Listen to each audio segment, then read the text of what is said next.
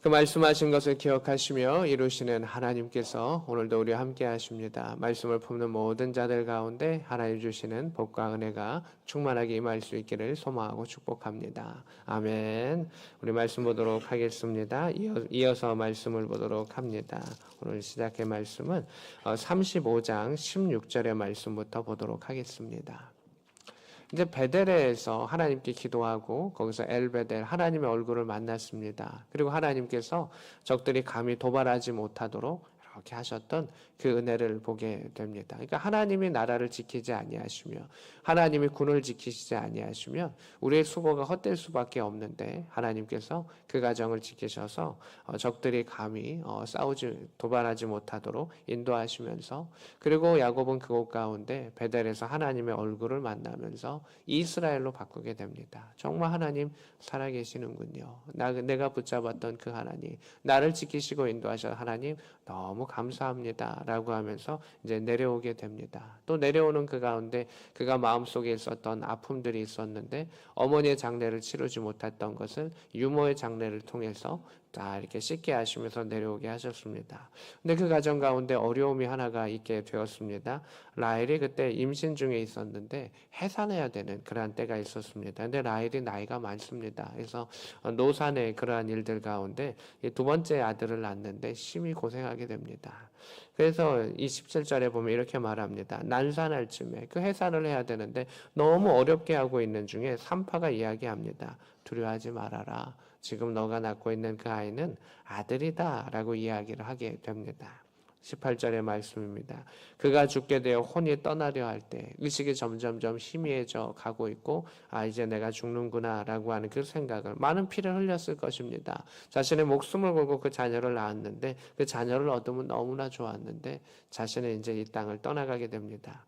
그런 마음속에 후회했을지도 모릅니다. 아들을 낳게 하라. 그러면 내가 낳게 하지 않으면 내가 죽을 거야 라고 말했던 그 젊은 날에 남편을 향해서 또 세상을 향해서 또 심지어 하나님을 향해서 외쳤던 그 말에 대해서 후회가 됐을지도 모릅니다. 어떤 생각을 가졌을지 알 수 없지만 그가 그 땅을 떠나려고 했을 때 아들을 바라보면서 자신의 품에 있는 그 아들을 바라보면서 베노니라고 이렇게 이름을 짓는 것을 보게 됩니다. 눈물이 많이 났을 겁니다. 슬픔이었습니다. 그 아들의 이름은 슬픔의 아들이었어. 베노니라고 이렇게 부릅니다. 이 아이는 엄마 없이 이렇게 살아야 했었습니다. 그냥 태어나자마자 엄마가 돌아가시는 자신의 생일날이 어머니의 그러한 장례일이 되는 특별한 그 아이가 이 베냐민이라고 하는 아이인데 엄마는 처음에 그의 이름을 베논이라고 불렀습니다. 슬픔의 아들. 엄마의 눈물 가운데 그 많은 눈물 가운데 태어났었던 그 아들. 앞으로 이 아이가 어떻게 살 것인가 라고 걱정하고 걱정했었던 그런 마음으로 베노니라고 눈물을 흘리면서 그 이름을 지었습니다. 근데 그의 아버지 야곱은 다르게 지어졌습니다. 그의 아버지는 그의 이름을 베냐민이라고 이야기를 합니다. 오른손의 아들, 힘의 아들이라고 그 이름을 지어줍니다. 야곱은 지금 자신이 하나님께 이스라엘이라고 하는 그 이름을 받았습니다. 두 번이나 그 이름을 받으면서 내가 너를 붙잡아 줄 거야. 돌아오게 할 거야. 이룰 것이라는 그 하나님의 이루심을 경험했기 때문에 그 아들이 지금 태어나자마자 엄마도 잃고 어려움 가운데 있기는 하지만 하나님께서 그를 붙잡아 주셔서 오른손의 아들, 힘의 아들, 하나님의 오른손으로 붙잡아 주시며 그도 오른손으로 하나님을 붙잡는 능력의 아들 베냐민이라고 그 이름을 지어준 것을 보게 됩니다. 그 말의 힘을 알았고 그 이름의 힘을 알았고 그리고 이루어 주시는 일은 하나님이시다라고 하는 것을 알았습니다. 이게 야곱이 이스라엘로 바뀌었을 때의 그런 은혜인 것이죠. 라헬의 그 모습 속에 사람들은 많이 동조할 수가 있을 겁니다. 슬픔의 아들로. 야곱도 그것에 동조될 수가 있었습니다. 너가 태어나서 내 아내가 죽었다라고 생각할 수도 있고 넌 슬픔의 아들이야 이렇게 하면서 멀리할 수도 있고 또 여러 가지 생각이 들 수 있었겠지만 야곱은 그렇게 하지 아니하고 나를 붙잡으신 이스라엘 그 하나님의 이름으로 그를 베냐민 오른손의 아들로 그 이름을 주면서 또 이렇게 키워왔었던 것을 보게 됩니다. 그래서 하나님께서는 엄마가 없이 자랐었던 베냐민이지만 귀하게 크게 하시고 민족을 이루게 하시고 또 성경 가운데 귀한 일들을 하게 했었던 그러한 베냐민 족속, 베냐민 지파의 그 모습을 보게 됩니다. 그래서 성경을 보면 베냐민 지파는 약하고 적었지만 또 실수도 하고 어려움도 있지만 재능이 있고 민첩하며 또 말씀 안에서 주의 편 가운데서는 그 베냐민 그 지파의 그 모습을 보게 됩니다. 그래서 그 이름 불리는 그대로 또 하나님께서 존귀하게 사용해 주셨던 그 베냐민의 그 모습을 보게 됩니다. 19절입니다. 라헬이 죽었습니다. 그 나이 들어서 아이를 낳다가 죽게 되었습니다. 에브라시라고 한 곳인데 그 땅의 이름은 베들레헴이었습니다. 베들레헴은 베들레헴 길이었습니다. 그 베들레헴 근처에서 이렇게 죽게 되었는데 그 라헬이 예수님 태어나셨던 그 베들레헴, 다윗의 고향이었던 그 베들레헴 근처에서 이렇게 죽음을 당하면서 그의 묘지가 있다라는 것을 말하고 있습니다. 20절입니다. 야곱이 라헬의 묘에 비를 세웠습니다. 묘지를 만들고 또 어느 정도 잘 갖춰서 이렇게 비를 세웠습니다. 그들에게는 가족묘가 있었습니다. 아브라함과 또 그 사람들이 쭉 대대로 이렇게 묻히는 그러한 가족묘가 있었는데 너무 먼 곳에서 죽음을 당했기 때문에 그곳까지 그 아내를 데려갈 수는 없었고 그곳에서 묘지를 만들어서 비를 세웠습니다. 성경은 기록하고 있습니다. 지금까지 라헬의 묘비가 있더라 이렇게 되어 있는데 나중에 이제 여러분들이 이제 사무엘서를 이렇게 보게 되면 그때 그 사무엘이 사울을 찾아갈 때 베냐민 지파의 그 땅 근처 그 가에 라헬의 묘가 있었다라고 하는 그런 성경의 구절도 있습니다. 그만큼 라헬의 묘를 신경 써가지고 또 오랫동안 잘 관리해줬다. 그 후손들도 잘 관리했구나라고 하는 것을 볼 수 있는 그 모습도 성경 안에 나타나게 되어 있습니다. 그래서 한 여인의 죽음이 이렇게 나타나지만 하나님께서는 그 아들을 통해서 쭉 인도하시고 그리고 그 아들 중에 엄청 훌륭한 아들이 있죠. 요셉입니다. 요셉도 이 라헬이 죽었을 때 그 나이가 아주 어린 나이입니다. 어린 나이에 그렇게 합니다. 베냐민은 태어나자마자 엄마가 죽었지만 요셉도 그냥 초등학교 입학할 나이 조금 더 많이 잡으면 뭐 한 10살에서 11살, 초등학교 한 3, 4학년 정도의 나이에 요셉은 엄마를 잃어버리게 됩니다. 그런데 그 상황 속에서 그는 나중에 세계를 이렇게 통치할 수 있는 하나님이 세우셨던 총리의 자리까지도 영감 있는 자로 하나님의 신이 머무는 자로 하나님 역사하셨던 것을 보게 됩니다. 그 빈자리를 하나님이 채우셨고 하나님이 지키셨고 인도하셨던 그 요셉 그리고 그 베냐민 그 후손들의 역사를 우리는 보게 됩니다. 라헬은 떠나면서 내 아들이 어떻게 살 것인가 눈물로써 그것을 떠나갔었지만 하나님께서는 그 모든 것들을 하나님의 은혜와 계획과 섭리 가운데 특별히 하나님을 붙잡는 자들 가운데 하나님께서 책임지시고 인도하셨던 그 모습을 보게 됩니다. 23절입니다. 이제 야곱의 아들들이 쭉 이름을 기록되고 있습니다. 이 야곱의 이름들이 기록되어 있는 것은 무엇이냐면 하나님께서 전능하신 하나님을 나타나셔서 이스라엘이라고 하는 그 이름을 주시면서 너의 후손들로 민족을 이루게 할 거고 왕을 이루게 할 거고 내가 인도할 것이다 라고 하는 그 하나님의 역사를 위해서 오늘 성경은 이것을 기록하고 있습니다. 그 족보가 기록되어 있는 것이죠. 레아의 아들들은 이러했었다라고 이야기합니다. 처음 목표를 얻었던 그 아내이죠. 24절의 말씀입니다. 두 번째 얻었던 아내입니다. 라헬의 아들들은 요셉과 베냐민이며 이렇게 이야기하고 있습니다. 오늘 성경의 그 기록은 야곱이 얻은 그 순서대로 그 자녀들을 기록합니다. 태어난 순서로 기록하지 않고 얻은 순서대로 쭉 이렇게 기록하면서 그 12명의 아들이 드디어 이렇게 하나님의 은혜 가운데 나았다라고 말하고 있습니다. 26절입니다. 이들은 야곱의 아들들이요 밧다람에서 그에게 낳은 자더라 이렇게 되어 있습니다. 11명은 사실 밧다마람에서 낳았고 한 명은 이스라엘 땅에서 낳은 자죠. 그러나 통칭해가지고 밧다라람에서 하나님께서 다 주신 자녀들이다라고 이야기하고 있습니다. 이렇게 해서 출발을 허락하면서 이 새 출발과 함께 마감 짓는 것이 있습니다. 그 마감 짓는 것은 무엇이냐면 이삭의 죽음이었습니다. 27절입니다. 야곱이 기럇 아르바 마므레로 가서 그의 아버지 이삭에게 이르렀으니 이렇게 되어 있습니다. 하나님께서 평안을 주시고 또 이제 고향으로 돌아가게 하시고 또 에서와의 관계도 회복하게 하신 후에 그는 이삭을 찾아가게 됩니다. 그리고 그 헤브론이라고 하는 그곳 가운데 이삭과 함께 야곱이 한 10여 년을 같이 살게 됩니다. 그래서 이삭은 그 후손의 이르기까지 그 3대에 걸쳐 가지고 하나님의 은혜를 누리면서 그 손주들을 바라보면서 마지막을 하나님께서 누리게 하시는 그 복을 받습니다. 그 10여 년의 그 복의 누림 속에서 28절입니다. 이삭의 나이가 180세라라고 하면서 그가 그 모든 후손들 자신의 두 아들과 자신의 손주들의 그 보는 그 앞에서 그 마지막을 이제 마무리하게 되는 하나님의 은혜를 누리게 됩니다. 29절입니다. 이삭이 나이가 많고 늙어서 기운이 다하매 이렇게 되어 있습니다. 아브라함에게도 하나님께서 그러한 죽음을 허락하여 주셨죠. 그의 나이를 천수를 하나님께 주셨던 그 나이를 다 누리게 하시고 마지막에 이제 하나님께서 그 하나님의 품으로 받아주시며 자녀들이 보는 앞에서 자녀들과 함께 그 마지막을 맞이할 수 있었던 그 야곱의 모습을 보게 됩니다. 성경은 기록합니다. 자기 열조에게로 돌아갔다. 하나님의 품으로 그는 돌아가게 되었다. 나이 많아 늙고 기운이 다해서 하나님 주신 생명대로 그가 건강하게 살다가 그 기운의 마지막 가운데 하나님의 품으로 자손들이 바라보는 그 가운데 마지막을 맞이했었던 180세의 마지막을 맞이했었던 이삭의 모습을 보게 됩니다. 이렇게 마무리를 하면서 그의 후손이었던 에서는 이렇게 살아가게 되었다. 그의 후손이었던 야곱의 후손들은 이렇게 되었다. 그리고 특별히 야곱의 후손 중에서 요셉을 하나님이 딱 집어주면서 12이었지만 그 한 사람을 통해서 하나님께서 그 가정과 민족을 회복시키셨다라고 하는 것이 이제 이 후반전의 모습입니다. 그래서 이 끝부분의 이 자락 가운데서는 하나님께서 이렇게 그 야곱을 통해서 또 요셉을 통해서 바꾸어 가시고 이삭의 죽음과 함께 그 장면 전환을 하는 하나님의 은혜를 보게 됩니다. 그 가운데 36장이 나오는 겁니다. 36장 1절입니다.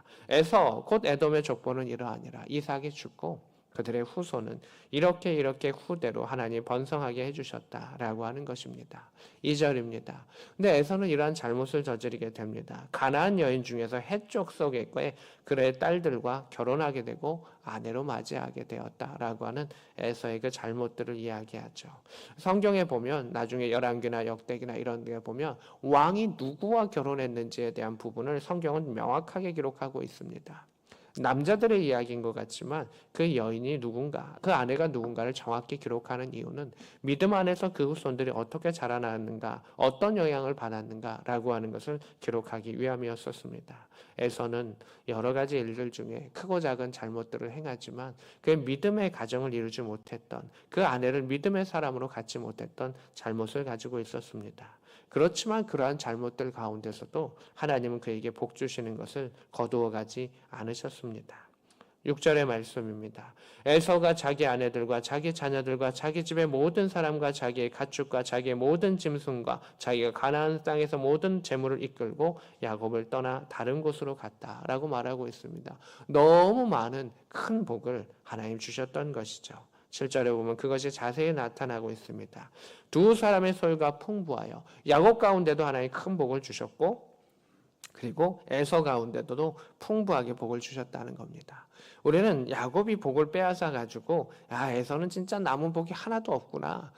이게 뭐야? 나쁜 놈. 이렇게 생각할 수가 있었는데 결과적으로 바라보면 야곱에게 엄청 큰 복을 주셨지만 에서에게도 하나님께서는 잊지 아니하시고 큰 복을 주셨습니다. 아브라함의 후손, 이삭의 후손에게 큰 복을 주셨던 것을 보게 됩니다.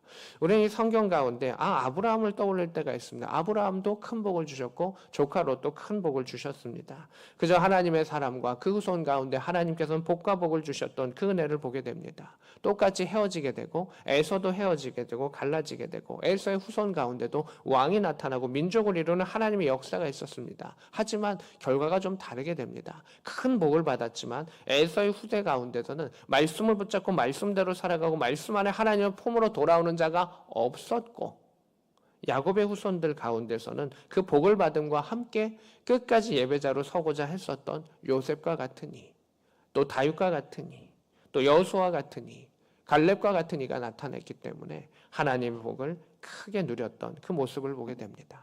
그래서 하나님 주셨던 당대의 복도 중요하지만 그 복을 어떻게 이어가느냐, 후대가 또 어떻게 만들어가느냐, 또 내가 지금 받은 복을 어떻게 이어가느냐라고 하는 것에 큰 차이가 나타난다라고 하는 것을 보게 됩니다. 31절입니다. 이스라엘 자손을 다스리는 왕이 있기 전부터 에돔 땅에는 왕들이 있었다라고 말하는 겁니다. 이것은 무엇입니까? 세상적으로 보고 좋게 보면 큰 힘을 가질 수 있는 나라를 일찍 만들었다라고 하는 것입니다. 그러나 신앙적으로 보면 에서의 후손들은 더 빨리 하나님을 떠나갔고 하나님 벗어났구나라고 하는 그 모습도 보게 되는 것이 그 후손들의 모습이었었습니다. 이렇게 정리한 후에 드디어 성경이 기록하고 있는 게 37장입니다. 37장 1절입니다.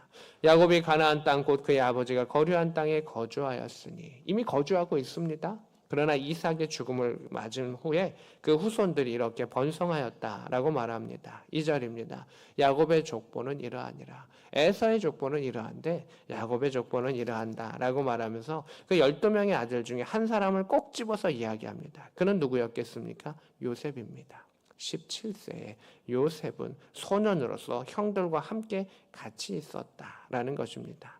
그러면서 함께 있는데 특별히 누구와 함께 있었냐면 아버지의 아내들인 비라와 실바의 아들들과 함께 있었다. 이 여종들이었죠. 첩이 되었던 그 여종들의 자녀들과 함께 있었습니다. 근데 이 빌하는 라헬의 종이었었습니다. 그래서 이렇게 성경을 바라보면 요셉에게 베냐민은 너무 어렸지만 아군이 없습니다. 도와주는 사람이 없는 그 상황들을 보게 됩니다. 왜 그랬을까라고 성경을 바라보게 됩니다. 왜냐하면 빌하는 라헬 쪽의 사람입니다. 라헬의 종이었기 때문에 왜 이 사람만이라도 엄마도 없고 이러했는데 이 형들만이라도 이 빌하만이라도 왜 요셉을 지지해주지 못했을까? 누구라도 지지해줬으면 요셉이 이렇게 고립되거나 어렵지 않았을 건데 라는 생각을 하게 됩니다. 근데 요셉이 이런 일들을 하게 됩니다. 그가 그들의 잘못을 형들이 잘못한 게 있으면 요셉이 눈으로 잘 보이는 겁니다. 요셉이 똑똑하고 총명하고 영의 그러한 것이 있다 보니까 잘못하는 게 그게 눈에 하나하나 다 보이는 겁니다. 그냥 몰라서 넘어가는 것이 아니라 눈에 다 보이기 때문에 보이는 대로 아버지한테 가가지고 다 얘기합니다. 형이 이런 것도 했네요. 형이 이런 것도 했네요. 이런 것도 했네요. 그 똑똑함이 이렇게 나타나면서 이 형들에게 불편함으로 다가오게 되었습니다. 거기에다가 또 아버지의 또 잘못도 있게 되는데 3절입니다. 요셉은 노년에 얻은 아들이므로 이렇게 이야기합니다. 여러 아들보다 더 귀하게 여겼다라고 말하고 있는데 그의 마음속에 노년에 얻은 아들이라 더 사랑스러운 것도 있지만 또 하나가 무엇이겠습니까? 엄마를 일찍 잃어버린 아들이기 때문에 자신이 가장 사랑하는 여인의 아들이었고 노년에 얻었고 엄마가 없는 아들이기 때문에 그 아들에 대해서 더 그를 사랑하였다. 그 마음이 같다라고 성경은 말합니다. 그거 당연한 것이죠. 하지만 그를 위해서 채색 옷을 지었다라고 하는 것은 사실 잘못된 것이죠. 편애라고 하는 것이죠. 엄마가 없는 아들을 더 사랑하였는데 마음으로 가는 것은 그러할 수 있지만 물질적으로 표현되는 부분 가운데 사실 이 야곱이 그러한 일들을 행하게 됩니다. 그래서 이러한 사랑이 이렇게 가는 표현들 가운데 형들은 질투하게 되었고 또 자신을 향해서 잘못을 아버지에게 바로 보는 대로 이야기했었던 그 요셉의 성격에 대해서 형들은 마음이 쓰였습니다. 그래서 성경을 보면 이렇게 말하고 있습니다. 4절입니다. 그의 형들이 아버지가 형들보다 그를 더 사랑함을 보고 이렇게 말하고 있습니다. 이 성경은 정확하게 기록합니다. 여기 이 모습을 보면 아버지가 그 야곱이 다른 형제들을 사랑했습니까? 사랑하지 않았습니까? 사랑했습니다. 근데 더 사랑했기 때문에 그들은 그것에 대해서 질투하게 됩니다. 그러면서 미워하게 됩니다. 그리고 편안하게 말할 수 없었다라고 하는 것은 인사조차도 하지 않을 만큼 그들은 사이가 멀어졌다라고 하는 겁니다. 요셉을 만났을 때 잘 지냈니? 샬롬 하나님의 평안이 너에게 있기를 원해. 그들의 관습과 평안이 있을 것입니다. 입맞춤의 인사가 있었을 것입니다. 그렇지만 자신의 단점을 이야기하고 그것을 이야기하는 그 동생이 미웠고 아버지가 그들을 편애하는 그 모습 가운데 미움이 들었기 때문에 그 미움 가운데 인사를 하지 않는 그런 모습을 보게 되는 것이죠. 인사도 제대로 하지 않냐는 그 사이는 미움의 사이가 되는 것인데 그들 가운데 그 모습이 나타났다라고 하는 것을 보게 됩니다. 그런데 이러한 상황들 가운데 요셉이 또 한 번 사고를 치게 됩니다. 5절의 말씀입니다. 요셉이 꿈을 꾸고 자기 형들에게 마음에 그를 더욱 미워하게 되었다라는 요셉의 모습입니다. 요셉은 그냥 자신이 생각하는 것을 그냥 이야기하고 말하는 그런 직관적인 성격과 재능을 갖고 있었습니다. 그런데 하나님이 그를 나중에 이제 훈련시키시는 가운데 애굽 가운데 그것을 다 이렇게 다듬어 주시면서 그 모든 것들을 회복시켜 주시는 그 모습을 보게 됩니다. 6절입니다. 요셉이 이야기합니다. 형들 내 꿈을 들어보시오. 이야기하면서 곡식단이 다 형들이 묶은 곡식단이 다 나를 둘러쓰고 절을 합니다. 내 꿈을 또 보십시오. 라고 이야기하면서 내가 또 꿈을 꾸었더니 해와 달과 11개의 별들이 다 내게 절합니다. 라고 이야기합니다. 그냥 들어봐도 뻔히 알죠. 11개의 단이 형들의 단이 나에게 절해. 심지어 해와 달도 나에게 절해. 이렇게 이야기하면 영감이 있는 자도 영감이 있지 아니한 자도 다 그것을 알게 됩니다. 10절입니다. 그 꿈을 아버지와 형들에게 말하며 아버지가 꾸짖습니다. 야, 너 그러면 안 된다. 형들에게 그런 이야기를 하게 되면 형들이 그렇지 않아도 너를 미워할 텐데 그 일들이 있으면 안 된다라고 하면서 꾸짖는 그 모습이 나옵니다. 이것은 야곱이 요셉을 보호하기 위한 그런 방법이었죠. 11절의 말씀입니다. 그의 형들은 시기하되 그의 아버지는 그 말을 간직해 두었더라. 이렇게 되어 있습니다. 야곱은 알고 있습니다. 하나님의 계획이 그 안에 있을 수도 있다라는 것을 그 꿈 가운데 그것을 듣는 가운데 느끼게 되게 됩니다. 이런 일들 가운데 형들을 찾아가 가지고 야, 너 형들 잘 지내는지 봐라 라고 하는 사건이 나타나게 됩니다. 13절입니다. 이스라엘이 요셉에게 이르되, 이제 이스라엘이라는 이름과 야곱이라는 이름이 병기돼서 왔다 갔다 사용이 됩니다. 요셉에게 이야기합니다. 형들이 세겜에서 일하고 있으니까 갔다 와라. 이게 야곱의 방법이었습니다.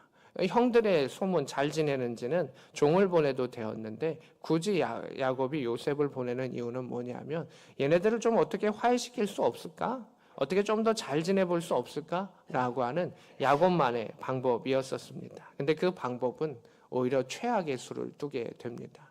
우리는 어떤 일들 가운데 좋은 일이라고 그 일들을 행하게 하기도 하고 또 어떤 일들은 실수하기도 하고 여러 가지 하게 되는데 그 일들의 결과를 잘 알 수 없을 때가 있습니다. 하지만 그 모든 것들을 책임지시고 인도하시는 이는 결론적으로는 누구냐? 하나님이시다라고 하는 것을 보게 됩니다. 좋은 의도로 보냈지만 최악의 수를 두게 되는 야곱의 그 일들 가운데 형들은 자신을 찾아오는 그 요셉을 이제 죽이려고 했었고 그러다가 이제 그 빈 구덩이에다 넣게 되고 나중엔 종으로 파는 노예로 파는 그 일들까지 쭉 나타나는 것을 보게 됩니다. 그것이 이제 오늘 성경 안에 나타나고 있습니다. 18절입니다. 요셉이 형들을 찾아왔습니다. 또 그들이 멀리 보면서 요셉을 죽이고자 하는 미움이 쌓여가지고 점점점 커져서 죽이고자 하는 마치 가인과 아벨의 그 모습처럼 형제들 가운데 그 죽이고자 하는 그 마음까지도 있었던 것을 보게 됩니다. 19절입니다. 서로 말합니다. 꿈꾸는 자가 오는도다 라고 이야기합니다. 성경은 야곱이 그 아버지로서 그 아들의 마음과 꿈을 기억해 두었더라라고 말하는데 또 그 꾼 꿈을 기억하는 자가 있습니다. 형들도 미움 가운데 그 꿈을 기억하고 있었던 것입니다. 그래서 세 명이 꿈을 기억하죠. 꿈을 꾼 본인, 그리고 그것을 들었던 아버지, 그리고 그것을 들었던 형이 이 셋이 꿈을 꾸지만 악한 자들도 그 꿈을 생각하고 기억하면서 나아갔었다라고 하는 것입니다. 그래서 말씀을 품으며 기대하며 나아가는 자와 그것을 미움으로 품고 나아가는 자의 그 길이 달라졌었던 것을 보게 됩니다. 20절입니다. 자, 그를 죽이자, 구덩이에 던지자, 꿈 어떻게 되는지 보자, 널 죽여버리면 어떤 일이 일어나는지 보자 라고 하는 그러한 미움의 절정까지도 가게 됩니다. 남에게도 행하지 아니했던 그 일들을 그렇게 행하는 것이죠. 이것이 미움의 모습이라는 것이죠. 점점 미워져 가는 가운데 이 죽이고자 하는 그 마음까지도 이렇게 갔었죠. 이것이 이들의 상황이었던 것을 보게 됩니다. 오늘 성경은 이 한 가정이 정말 좋은 의도로 아버지는 이렇게도 하고 저렇게도 하고 이렇게 하지만 결론적으로는 막 흩어져 가는 그 모습을 보게 됩니다. 사람의 힘으로 다시 붙일 수 없는 그 관계까지 왔었습니다. 결국 노예로 팔리는 요셉과 가뭄의 때 다시 와서 후회하는 그 형들의 그 모습 속에서 하나님은 그 모든 것들을 선으로 바꾸사 그 일들을 10여 년의 다시금 훈련 속에서 또 하나님께서 바꾸셨던 그 모습을 보게 됩니다. 야곱도 훈련시키시지만 요셉도 훈련시키심을 통해서 모든 형제들이 다시금 하나 되게 하셨습니다. 야곱과 에서가 하나 되게 하신 것처럼 요셉과 그 모든 형들이 다시금 하나 되게 하셨던 하나님의 역사가 이제부터 쭉 시작되는 것을 보게 됩니다. 꿈을 꾸게 하시고 인도하시는 이는 하나님이십니다. 그렇다고 우리가 세상에 꾸는 모든 꿈을 이야기하는 것이 아니라 하나님의 계획을 의미합니다. 그래서 우리가 말씀을 붙잡고 하나님 앞에 나아가면 하나님께서는 우리가 행하는 크고 작은 모든 일들 가운데 회복시키고 인도하시는 하나님의 역사가 있습니다. 오늘도 그 말씀을 붙잡으며 기억하며 나아가는 자들 가운데 하나님이 그 가정을 회복시키시며 그 일들을 회복시키시며 그 앞길을 회복시키시는 하나님의 역사를 경험할 수 있는 이 말씀을 붙잡는 모든 자들 될 수 있기를 우리 주 예수 그리스도의 이름으로 축복합니다. 아멘.